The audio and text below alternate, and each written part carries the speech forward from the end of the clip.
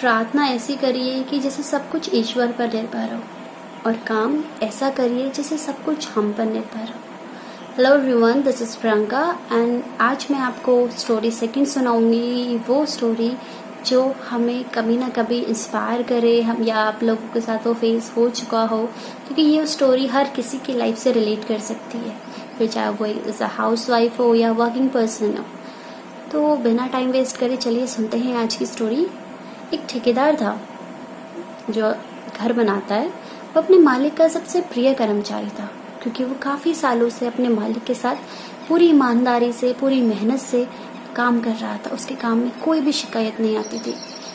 तो एक दिन वो अपने मालिक के पास जाता है और कहता है, मालिक, मैं उस महीने की आखिरी तारीख को जो तनख्वाह मिलती है उसे अब शायद बहुत याद करूँगा। मैंने इतना काम करा, आपके साथ जो भी समय बिताया वो मेरे लिए काफ़ी है। अब मैं चाहता हूँ कि जो मेरी बची हुई कुछ ज़िंदगी है, कुछ ज़िंदगी जो मेरे पास बची हुई है, वो मैं अपने बच्चों के साथ व्यतीत करूँ, क्योंकि मेरे बच्चे भी और मेरे परिवार वाले भी अब यही चाहते हैं। अब मालिक को थोड़ा परेशान तो हुआ थोड़ा, क्योंकि अब उसका सबसे प्रिय कर्मचारी उसको छोड़ रहा था, लेकिन वो कुछ कह भी नहीं सकता था, क्योंकि वो अपने परिवार के साथ समय बिताना चाहता था। तो मालिक कहता है, ठीक है, चलो कोई नहीं, तुम्हें रिटायर होना है तो इट्स ओके, लेकिन तुम जाते जाते मेरा एक काम कर दो। ये होता है ना, अक्सर कभी कभी हम जब कुछ काम करते हैं, या तुम्हारे पेरेंट्स कहते हैं, या फिर हमारा कोई बॉस कहता है, या कुछ भी कहता है कि चलो एक काम कर दो, उसके बाद तुम फ्री हो। तो वैसे ही उसके मालिक ने भी उससे कहा कि एक काम है, तुम्हें एक बंगला बनाना है, और ये मेरे सपनों का बंगला है। मैं चाहता हूँ ये बहुत अच्छा बने। तो जो ठेकेदार होता है कहता है, चलो ठीक है, मैं कर दूंगा।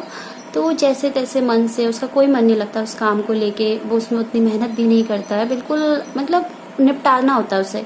ना कंस्ट्रक्शन वर्क ढंग से देखना, ना मटेरियल ढंग से देखना, ना रॉ मटेरियल, कुछ भी जो उस बंगले में लग रहा होता है, वो बस जैसे तैसे उस काम को निपटाता है, उसे मन से नहीं करता है। तो वैसे ही फिर अगले, जब वो कुछ महीनों बाद वो बंगला तैयार हो जाता है, तो वो अपने मालिक के पास उस बंगले की चाबी लेके आता है, पहुंचता है, और मालिक से कहता है, मालिक, अब ये बंगला पूरा हो चुका है, ये लीजिए इसकी चाबी, अब मुझे रिटायरमेंट दीजिए। मालिक कहता है, अच्छा चलो ठीक है, तुमने मेरा काम कर दिया, अब तुम रिटायर हो सकते हो, लेकिन तुमने मेरे लिए जो इतने साल दिए, इतनी मेहनत से काम करा, तुम्हारी वजह से मेरा नाम बहुत दूर दूर तक हुआ, तो मेरा भी कुछ हक बनता है कि मैं तुम्हें कुछ इनाम दूँ इसके बदले। तो जो ठेकेदार होता है वो बहुत ज़्यादा खुश हो जाता है। वो ठेकेदार से कहता है, अच्छा चलो अपना हाथ आगे करो, मुझे तुम्हें कुछ देना है। जैसे ही ठेकेदार हाथ आगे करता है तो मालिक वह एक चाबी रखता है उसके हाथ में, उसी बंगले की चाबी जिसने उसे बनाने को दिया होता है, और उससे बोलता है, मैं ये बंगला तुम्हारे लिए ही बना रहा था, तुमने मेरे लिए इतने साल दिए, इतनी मेहनत करी, तुम्हारी वजह से मेरे को हर कोई आज जानता है।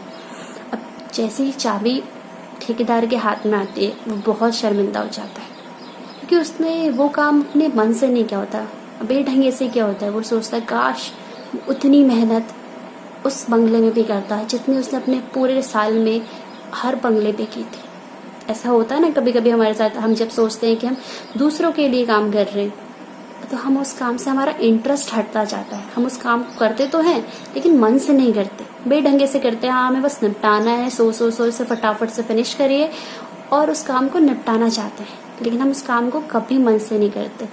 अगर हम अपने काम को सम्मान देंगे तो हमारा काम भी हमें सम्मान दिलाएगा।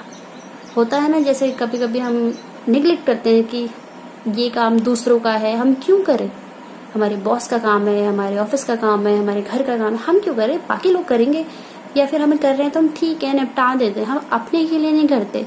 लेकिन जो काम हम चुनते हैं, हमें उसे पूरी मेहनत से करना चाहिए, पूरी ईमानदारी से करना चाहिए, क्योंकि हम वो दूसरों के लिए नहीं कर रहे। क्योंकि लास्ट में यही होता है कि हम वो सारा काम जो हम कुछ सीख रहे हैं, हम अपने को निखार रहे उसकी मदद से। तो हमें कभी भी किसी काम को बेढंगे से नहीं करना चाहिए। जो हमने काम लिया है उसको पूरी मेहनत से, पूरी ईमानदारी से करना चाहिए, क्योंकि होता है ना, अगर आप अपने काम को रिस्पेक्ट करेंगे तो आपका काम भी आपको रिस्पेक्ट देगा।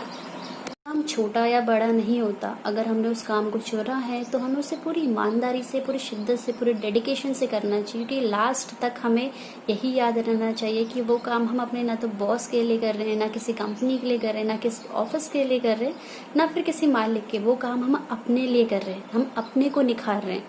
तो आई विश या आई होप दैट शायद आपको कहानी पसंद आई होगी और इससे आपको सीखे भी होंगे.